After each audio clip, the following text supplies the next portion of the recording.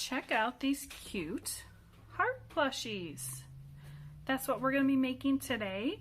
Now that you have your heart template cut out, we can get started.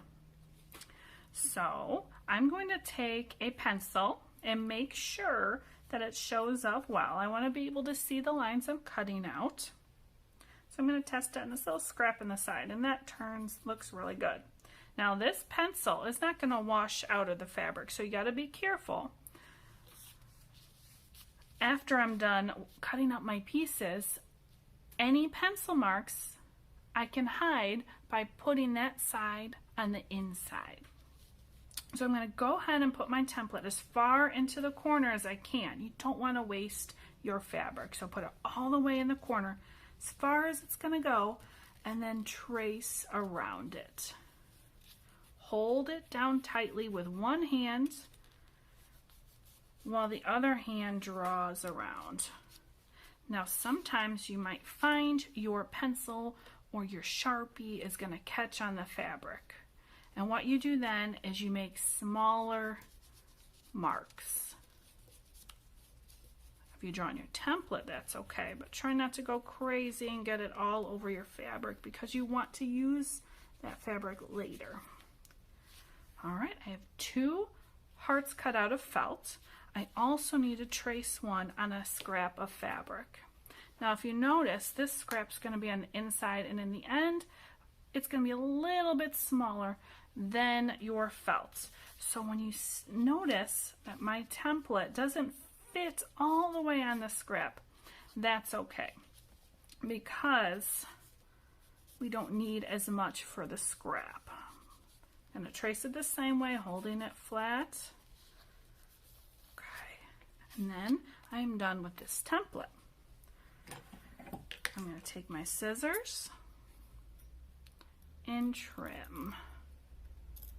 Now if you trim on the inside of the lines, then those lines won't show and you won't have to worry about making sure they're on the inside when it comes to your felt. I'm going to save these scraps to use for stuffing.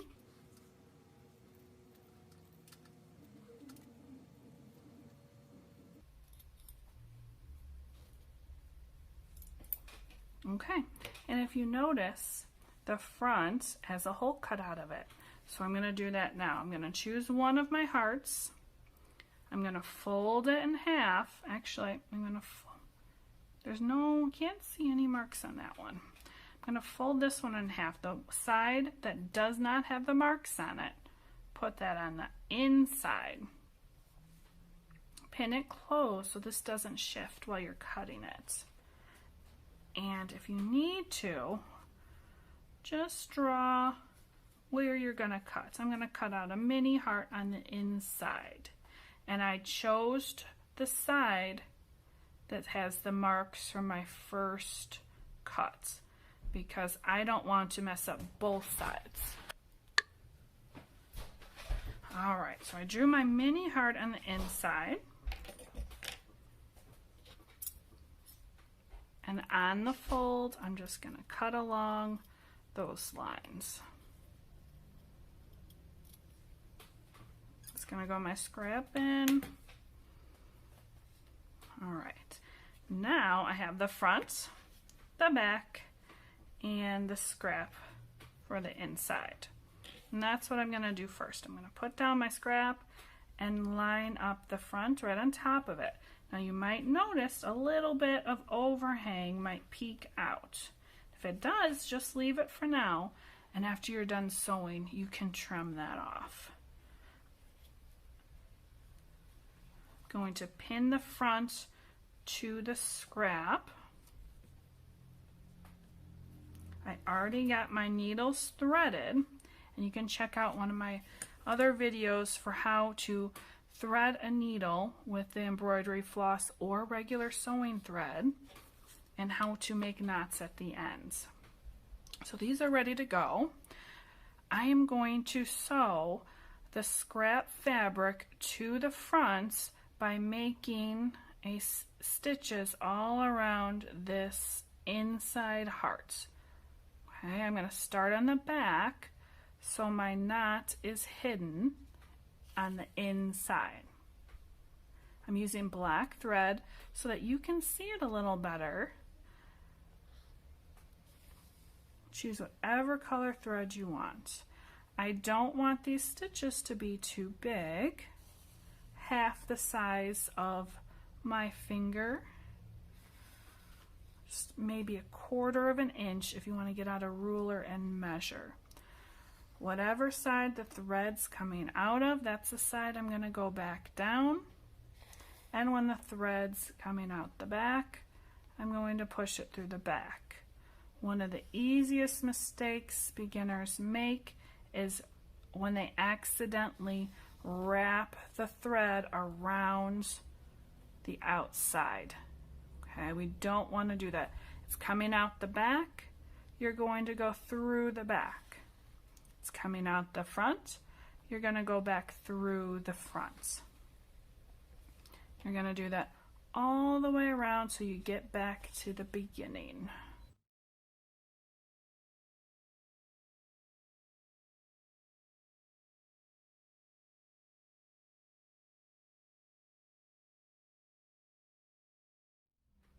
Flip it over. On this side, I'm going to make my knot so this doesn't go anywhere. Wrap, put the needle halfway through, wrap the yarn or the string around the thread 3 times and pull it through. Push that knot down. Okay. And at this point you can trim close to the knot. Do not cut your knot.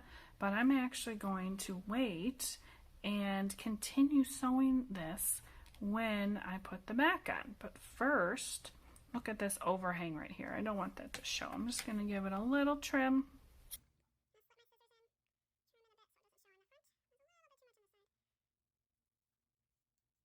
And I'm going to save that for the batting. All right, my needle's still hanging. Now, let's measure the ribbon. Don't just cut willy-nilly. You want to fold it in half and test how wide it's going to be. Do you have a very large Christmas tree and you really need a big hanger for it? Or do you have a little branches on your Christmas tree? Are you going to make a littler hanger?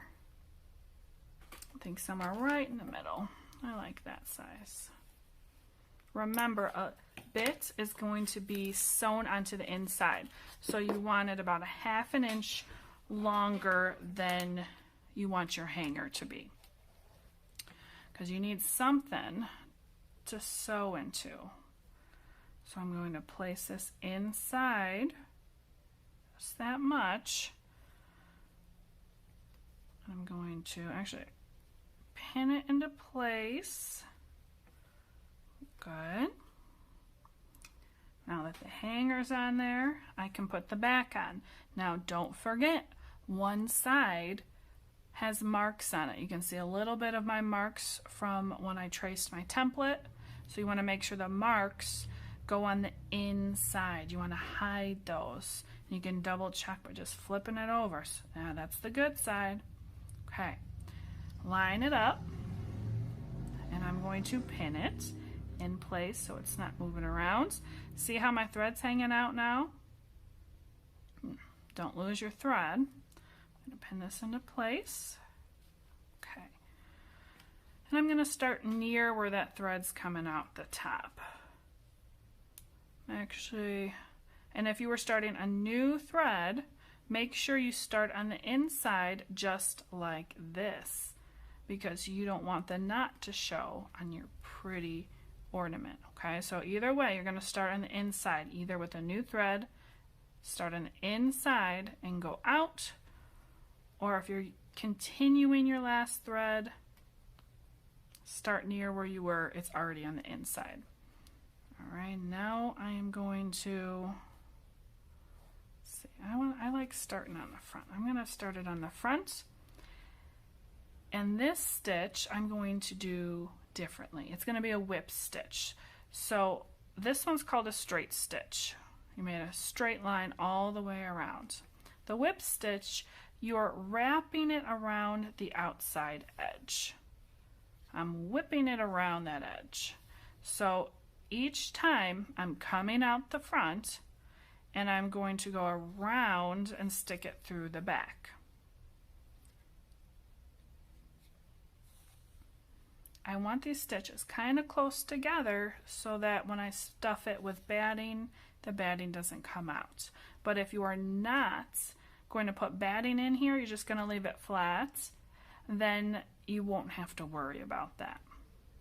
Now I'm at my ribbon and I'm going to switch to the straight stitch because I can't go around my ribbon.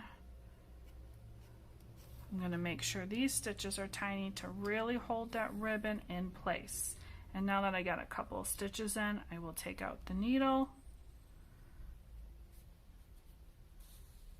There we go, and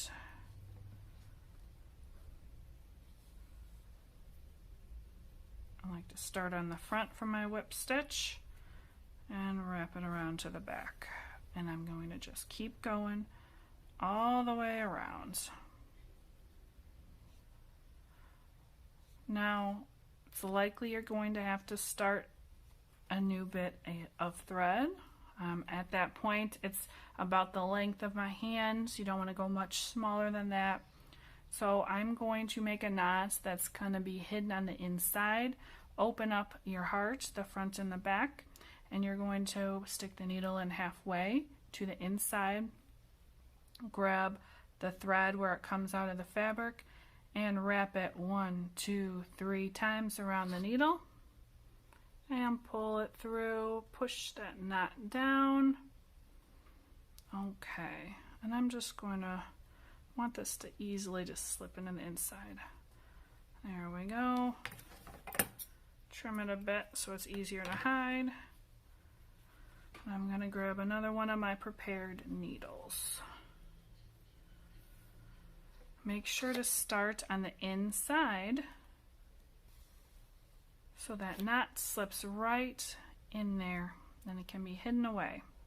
Tuck it in with the tip of your needle or your finger, whichever is easiest, and I'm going to keep sewing.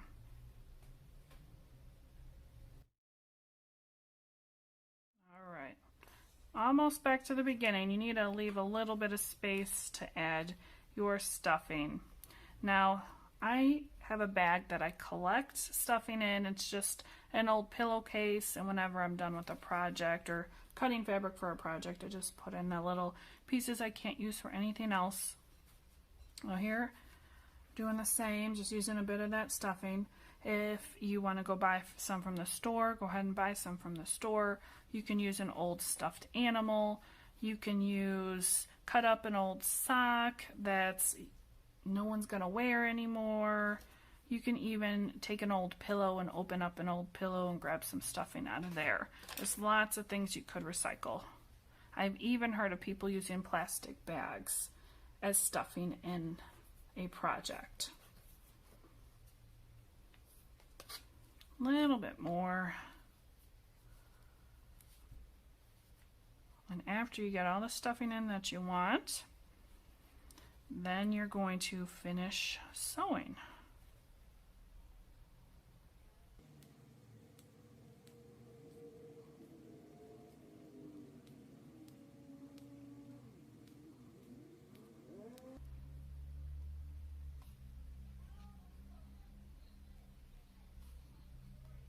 Okay, here's the knot. I was pushing it a little bit there, probably right at the edge of not having enough. Oh, just barely made it. Pull that knot down. Now here's how to hide that knot. So if you trim it right now, you're going to have this little tiny piece of thread sticking up from your project. What I do is right near that knot I made, I'm going to go into the back, make a stitch. Now you can cut it and it's hidden. If you do want to hide it all the way, just kind of move your stuffing around a little bit. It'll pull it right inside the project. Okay? And ta-da! What a beautiful ornament for your tree. Thanks for watching.